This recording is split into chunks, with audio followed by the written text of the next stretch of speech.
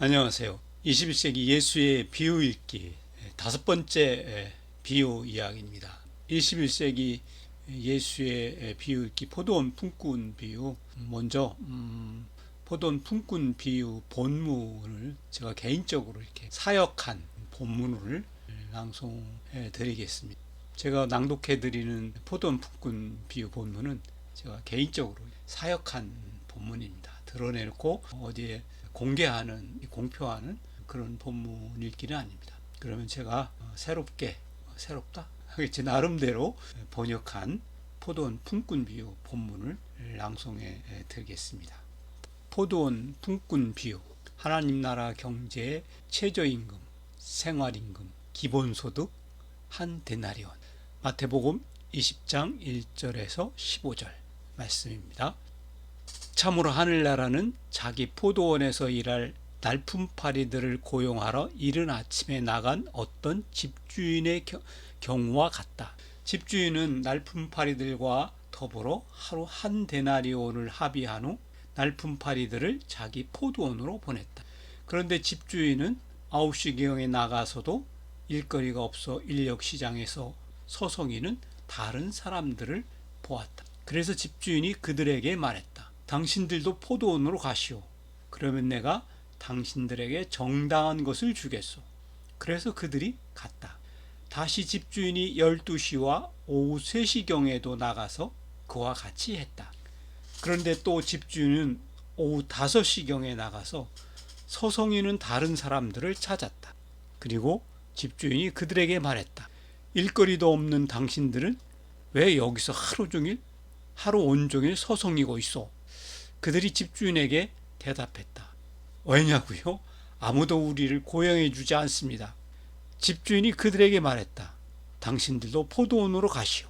저녁때가 되어서 포도원 주인이 그의 마름에게 지시했다. 날품꾼들을 불러서 맨 나중 사람들로부터 시작해서 맨 처음 사람들까지 그들의 품삯을 주어라. 그런데 오후 5시경에 온 사람들이 나와서 한 데나리온씩 받았다. 그러자 맨 처음에 온 사람들이 나와서 더 많이 받겠구나 라고 지레 짐작했다. 그러나 그들도 각자 한 데나리온씩만 받았다. 그러자 그들은 품삯을 받고 나서 집주인을 대항하여 불평을 늘어놓았다. 맨 나중에 온 이 사람들은 1시간만 일했잖소. 그런데 그들을 온종일 무거운 짐을 나르고 떼약볕을 견뎌내며 일한 우리와 똑같이 대한단 말이요. 그러나 집주인은 그들 가운데 한 사람에게 대답하여 말했다. 친구요, 나는 그들을 부당하게 대하지 않았네. 그대는 나와 한 데나리온을 합의하지 않았나. 그대는 그대 것이나 받아가게. 그런데 나는 맨 나중에 온 이 사람들에게도 그대와 똑같이 주고 싶네. 내가 내 것으로 내가 하고 싶은 일을 하는 것이 나에게 합당하지 않단 말인가? 혹시 그대의 눈길이 험악한 것은 내가 선하기 때문인가? 21세기 예수의 비유 읽기 다섯 번째 포도원 품꾼 비유 본문을 낭독해 드렸습니다. 거듭 말씀드리지만 제가 이렇게 낭독해 드린 이 포도원 품꾼 비유 본문은 제가 개인적으로 번역을 한 본문입니다. 이 본문은 공적인 것은 아니고요. 그래서 제가 몇 가지 중요한 낱말들을 골라서 해설을 하도록 하겠습니다. 이렇게 중요한 낱말을 해설하는 것으로서 제가 이 본문을 번역하면서 느꼈던 그런 느낌들, 본문을 번역하면서 갖게 된 본문에 대한 생각들을 여러분과 함께 이렇게 공유하는 그런 시간이 되었으면 좋겠습니다. 첫 번째, 호모야라는 낱말입니다. 뭐뭐와 같다, 비슷하다, 이렇게 이해할 수 있겠습니다. 암페로나 포도원, 유대인들에게 있어서 포도원은 많은 알레고리적 상상을 할 수 있도록 느낌을 주는 그런 낱말입니다. 그래서 이제 이 포도원 품꾼 비유도 이런 포도원 또 집주인 이런 낱말들과 연계되어서 알레고리 읽기와 해석으로 빨려 들어가기가 정말 쉬운 그런 본문입니다. 미스토사 스타이, 날품파리들을 고용하러. 이 낱말은 미스터 품을 사다라는 동사의 부정사형인데요. 이 동사는 미스토스 품삯이라는 낱말과 이렇게 연계되어 있는 그런 낱말입니다. 안트로포 오이코데스포테라는 낱말도 이제 중요한 낱말인데요. 어떤 집주인, 안트로포 어떤 사람, 오이코데스포테 집주인, 뭐 이렇게 이제 해석을 할 수 있습니다. 그래서 이제 오늘 비유 속에서는 어떤 집주인 뭐 이렇게 표현을 했는데요. 어떤 집주인은 오늘 비유의 첫 문장에서 사용된 사이동사 에스틴에 걸린 역격 명사입니다. 그런데 이 명사는 명사의 뒤를 따르는 긴 종속절의 주어 역할을 합니다. 그래서 이 문맥에 따라서 이 안트로포 오이코데스포테라는 낱말을 이해하려면 이렇게 이제 번역을 해볼 수 있습니다. 참으로 하늘나라는 어떤 사람이 자기 포도원에서 일할 날품파리들을 고용하러 이른 아침에 나간 어떤 집주인의 경우와 같다. 이렇게 번역하는 것이 문맥에 맞는 번역이 될 수도 있겠습니다. 어떤 집주인의 뒤에 걸려서 뒤따라 나오는 종속절의 주어의 역할로 이렇게 번역하는 것도 한 방법일 수 있습니다. 포도원 품꾼 비유를 이해하는 하나의 그런 계기가 될 수도 있을 것입니다. 호스티스, 뭐뭐하는, 또 뭐뭐하는 바, 뭐뭐하는 경우, 뭐 이렇게 번역을 할 수 있겠는데요. 이 낱말은 호스, 뭐뭐하는 플러스 티스, 어떤 사람, 어떤 것, 이렇게 이루어진 합성어입니다. 그래서 이 문구가 어떤 집사람을 수식하는 그런 관계대명사일 수도 있고요. 어떤 집사람의 행동, 행위들을 이렇게 표현하는 그걸 종결하는 어떤 수식어일 수도 있습니다. 쉼포네사스, 전치사 쉼, 뭐뭐 함께, 보네오, 소리내다 로 이루어진 합성어인데요. 이 동사는 그 예루살렘 예수 시대의 그 예루살렘의 인력 시장에 그 떠들썩한 그런 풍경들을 상상하게 해주는 그런 동사입니다. 하루 한 데나리온의 품삯을 합의했다, 뭐 이런 이야기인데요. 날품파리들을 고용하러 온 고용주와 날품을 팔러 온 그런 날품파리들이 인력 시장에서 이렇게 서로 품값을 흥정하면서 이렇게 떠드는 그런 풍경들을 있는 그대로 이렇게 보여주고 있습니다. 트리텐, 호란, 세시. 유대인들은 이제 우리와 다른 시간을 쓰고 있죠. 유대인들의 관습에 따르면 해가 떠서 해가 질 때까지를 12등분해서 시간을 이렇게 매기고 있습니다. 트리텐, 호란, 3시 하면 우리 이제 9시가 되겠죠. 그때도 이제 주인이 이른 아침에 나가서 자기 포도원에서 일할 날품파리들을 왁자지껄 이렇게 하루에 한 데나리온 품삯을 합의하고 이렇게 포도원으로 들여보낸 후에 또 이제 9시쯤에 나가서 이제 또 날품파리들을 만나고 있습니다. 날품파리를 만나면서 일거리가 없어 서성이는 다른 사람들을 이제 만나게 되죠. 아르구스, 일거리가 없어.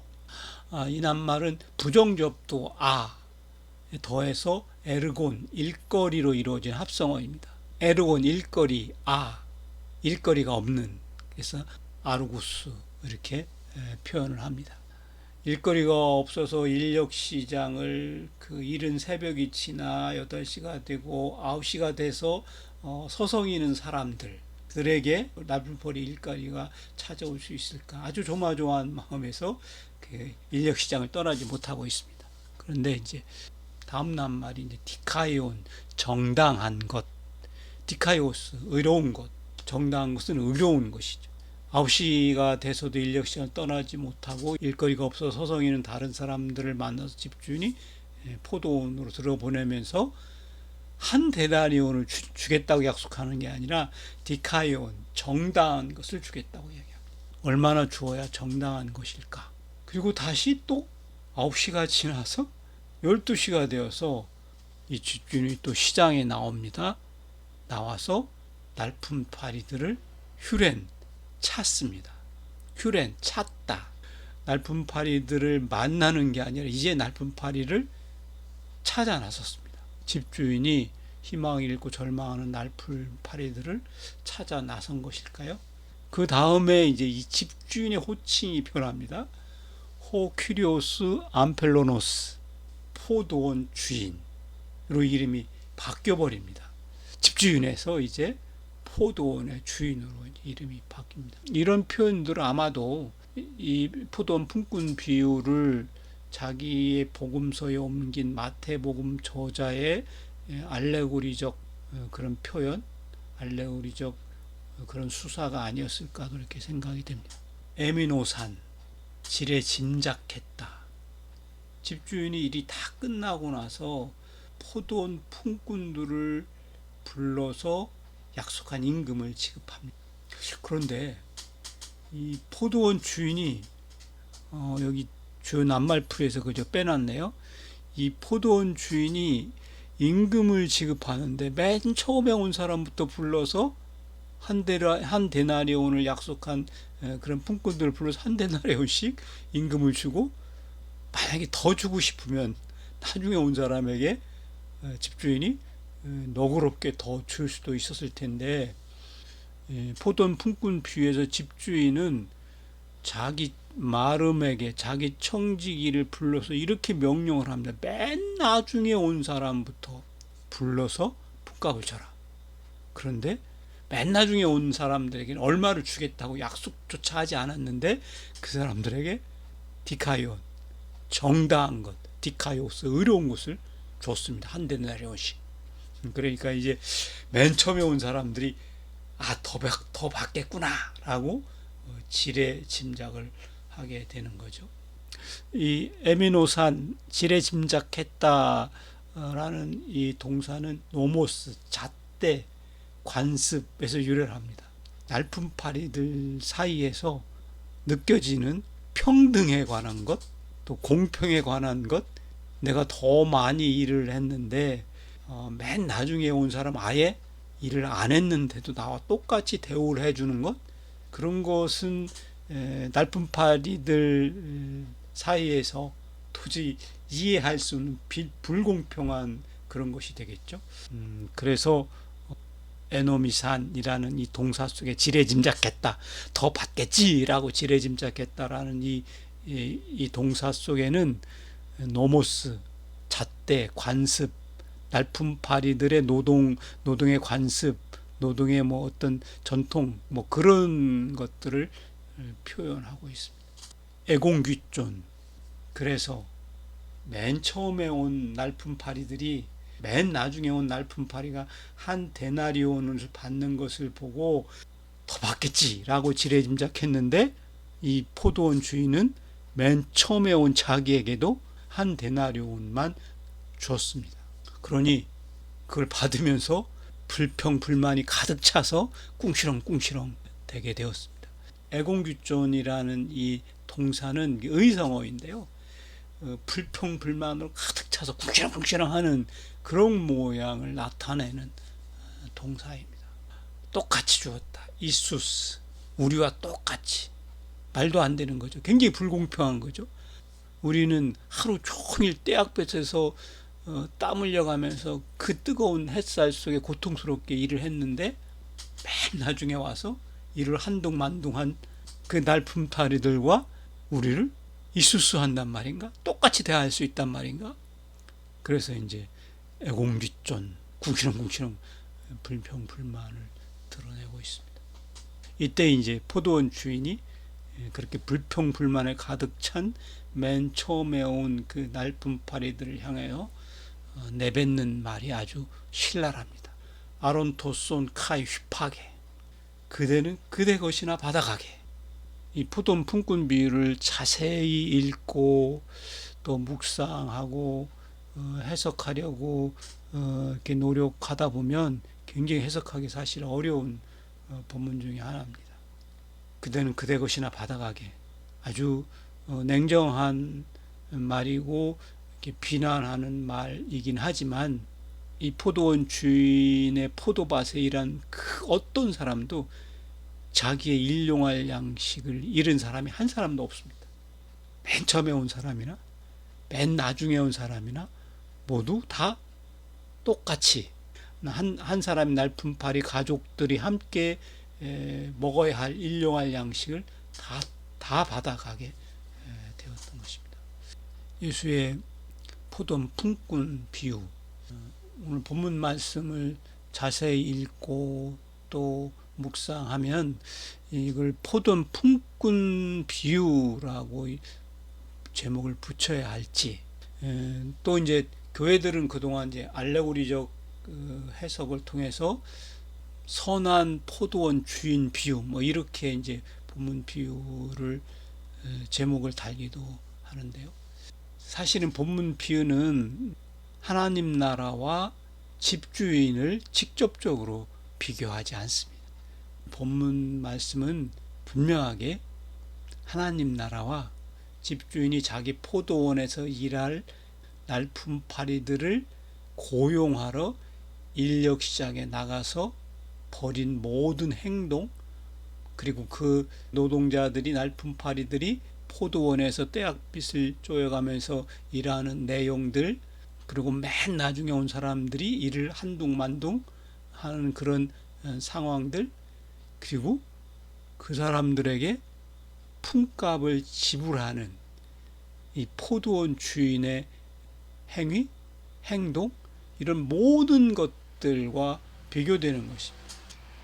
오늘 포도원 품꾼 비유에서 하나님 나라는 포도원 주인과 비교되는 것이 아니라 그 포도원 주인이 벌인 모든 사건들, 포도원 주인과 날품팔이들 사이에 벌어진 모든 사건들, 날품팔이들이 보인 그 행동 양태, 포도원 주인이 날품팔이들에게 일용할 양식, 누구에게나 필요한 일용할 양식을 나누어 주는 그런 상황들, 그 모든 것들과 비교되는 것입니다. 이렇게 오늘 포도원 품꾼 비유를 읽고 또 주요 낱말들을 해설하면서 포도원 품꾼 비유가 예수 시대 포도원 품꾼 비유의 청중들, 또 21세기 예수의 포도원 품꾼 비유의 독자들에게 어떤 신앙 은유들을 쏟아붓고 있나, 다음 시간에는 그런 것들을 하나하나 이야기하는 시간을 갖도록 하겠습니다. 오늘은 여기까지입니다. 고맙습니다.